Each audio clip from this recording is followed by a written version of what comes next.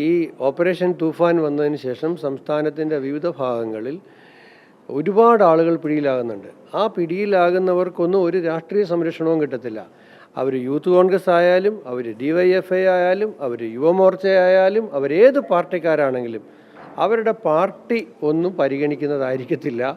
അവർക്ക് നിയമപരമായിട്ടുള്ള എല്ലാ ശിക്ഷയും ഉറപ്പാക്കുന്ന തരത്തിലുള്ള ഒരു മൂവ്മെൻ്റാണ് ഓപ്പറേഷൻ തൂഫാൻ. അപ്പോൾ അതുകൊണ്ട് ഏത് പാർട്ടിയിൽപ്പെട്ടവരായിക്കോട്ടെ ഈ പരിപാടിയായിട്ട് ഇറങ്ങിയാൽ ഗവൺമെൻറ്റിൻ്റെ ഭാഗത്തുനിന്ന് സംരക്ഷണം ഉണ്ടാകത്തില്ല. തട്ടിപ്പ് പൊട്ടിക്കൽ ഒക്കെ നടത്തുന്നവർക്ക് ഹീറോ വർഷിപ്പ് കൊടുത്ത് സോഷ്യൽ മീഡിയയിൽ അവരെ ആരാധക വൃന്ദമുണ്ടാക്കി അവരെ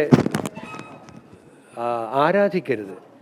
അവർ മയക്കുമരുന്ന് കച്ചവടക്കാരനാണെങ്കിൽ അവർ മയക്കുമരുന്ന് കച്ചവടക്കാരനാണ്, സ്വർണ്ണക്കള്ളക്കടത്തുകാരനാണെങ്കിൽ സ്വർണ്ണക്കള്ളക്കടത്തുകാരനാണ്, സ്വർണ്ണ പൊട്ടിക്കലുകാരനാണെങ്കിൽ സ്വർണ്ണ പൊട്ടിക്കലുകാരനാണ്. അങ്ങനെ കാണണം, കണ്ട് ബഹിഷ്കരിക്കണം അവരെ.